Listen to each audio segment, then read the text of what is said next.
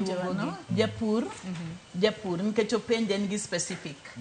Madwa bedo padri chamano somo languages. Humanities that is. Manene category mar social sciences. Odhi somo humanity. To kanye mantie languages. Mondo tim language dong nyaka ing'e linguistics. Nyaka ing'e kaka idhi wacho padri neno kaka isomo. To karagriculture nyathini dhi bede ginene nyaka obed ni otimo engineer. Environmental engineer. One called ecologist, donge.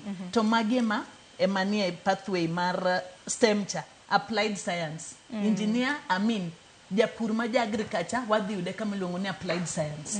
Science wawacho ni kod category adi? Applied science, to kende ni kod pure science. Koro japur ni wadhi yude kar applied. Taparo ni mar mondo mi janyuol obed kod ting' mayot. Nyakwarom go jong ponore ni janyuol tintiere gi nyathi mantiere grade 9. Mondo ibed kod ting' mayot. Keke tata dich kendi ka jogi nyathini ma samoro bende kia kata mana gigi. Ada gi Oliver nosinyisi kanyo ni jopuonj konyou diure sikul mar mondo mi japuonj konyi e kind mabende koro ibiro bedo kiyiero senior schools 12 ma nyathini dwaro dhi e cha e kind mamoko.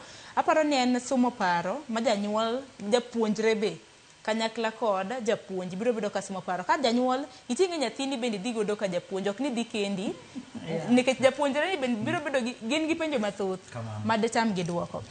En mana wach malit na ni sema koro ngadowa to wach mogik ada ka chako kodi samoro wach ma bende diher nyiso Nyakwarom Gajwang kotenre kod somo mar senior school ma samoro nwawe oko te duok na bende janeno wa moro oronwa ote kaila mar ote machoka rede ka 600 wacho ni max adi ma idhi gode senior school. Aparo ni wan wonege nikech ma apa ni en janyuol ma okadonjo ang'ene ni wase lose e mai.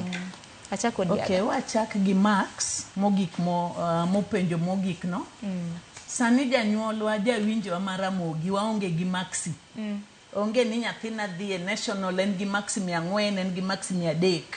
Sani en gi miluongo ni STEM, en gi miluongo ni career pathway. Matiende ni mana gima wacho cha ripode waka e max megewa ma wan go sani. Report mane nyathini go de grade mar 3 gi grade mar 6 gimodhi yudo sani mage max to kod ability mare e gima wawacho questionnaire cha. Mane max ma nyathi dhi godo. Mane kaka wadhi miyo nyathini kaka dhi e senior school. To piny owacho bende ma biro yiero ni school mo. To piny owacho bende ma dhi yiero. Makaber to seche ma nyathiwa ne dhi timo grade mar 9. Ka duoko dhi duogonwa. To ber ka duogonwa kanyisowa ni Akinyi Sharon oluonge e school mar Maranda School of STEM or Maranda School of Arts and Sports. Creative Arts and Sports. Koro mage ma pod wacho ni sirikal pod dhi medo konywa kanyo.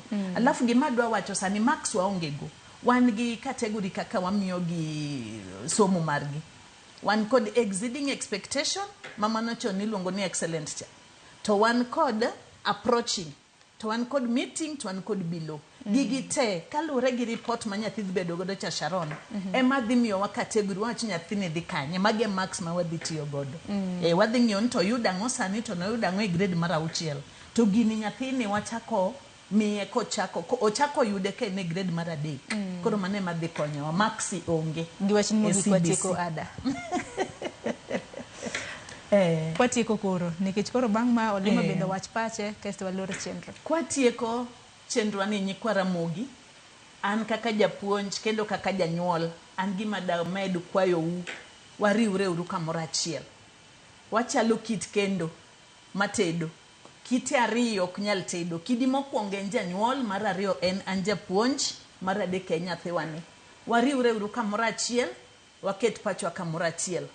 Gini en gima nyien kuomwa wate. Jopuonj wakwayo jonyuol sate biuru mondo wapim wach ni kamoro achiel. Pod wasome wabende kaka wasome sani ni.